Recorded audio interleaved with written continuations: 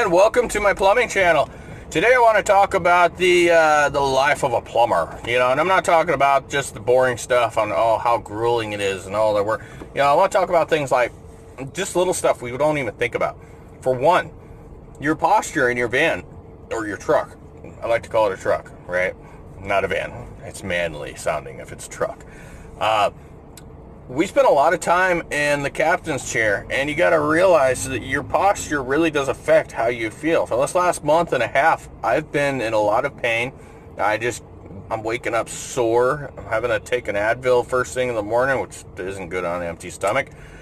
As we all know, you got to eat in the morning too. Speaking of empty stomach, they say the first meal of the day is the most important. We end up eating and gorging halfway late afternoon on something cheap like McDonald's, which then we wonder why we're always getting fat. We don't burn a lot of calories. We build a lot of front of the body muscle, which brings me back to the chair again.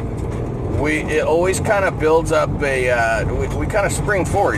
So I'm sitting pretty much straight up. My seat is actually way back here, and that's where I should be sitting most of the time. There's better light up here for the camera anyway. Even better light. So you got to watch your posture. It really does affect the way you feel in the morning. These chairs a lot of times are not the most comfortable.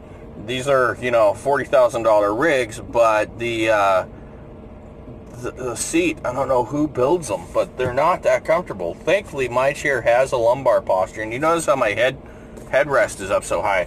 Mainly because I don't want it springing my head forward, that's going to make it even more uncomfortable. A lot of the strain we get in our back is thanks to the neck. You have this bump in the back of your neck, at the top of your back, basically. And right in between there is a disc that is notorious for pinching off that nerve, whether you're a plumber or not. It's just our head posture. You don't want to be like this when you're 90 years old. You want to keep straight. Push your head back. Remember to try to push that head back. It's going to do you wonders. I've been in pain for this last month and a half, and it's just driving me crazy. I'm finally starting to feel better. So back to eating. I know it's a pain in the ass to prepare your lunch each day. And might kill this GPS real quick. You gotta try to make the time. I know it's not always gonna work out. If you're not gonna do that, try to find a more appropriate place to eat. We rarely take even a lunch break. A lot of times we're just on the road all day long. We don't take a break. We just go. And, a little bit of that has to do with pride. I'm not a lazy ass. I'm going to get out there and I'm gonna get that job done. And I just don't take time out for me, which you really need to do. It's really going to help your attitude, the way you feel about your job. If you're at least able to take a half-hour lunch,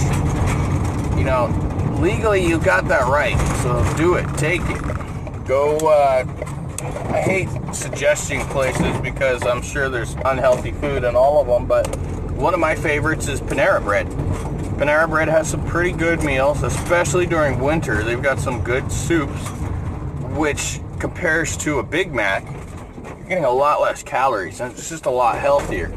You get proteins, like you get cheese in a soup that is real cheese versus the American sliced.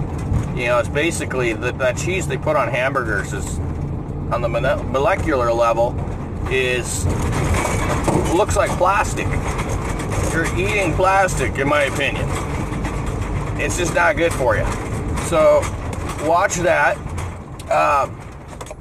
You should really take care of yourself. We don't make enough time, even for exercising. You gotta get out there, take a jog every now and then, even if it's not every day. Just burn some of those extra calories you're putting on. I mean, let's be honest. Unless you're in the new con world, or you're doing new construction, you're not go all day long. I'm a service plumber, commercial, proud of that. But still, I spent a lot of time in this van. And sure, my brain uses energy, but it's not enough. So that's that for today. My next video is going to be on Sloan valves and all the leaks, problems, and havoc that they create. There's a couple of tricks. There's one you might be interested in. I'm sure you haven't heard of it before. And so I encourage you to log in and see what's up with that one. Hit like and subscribe, and I will see you later. Take care.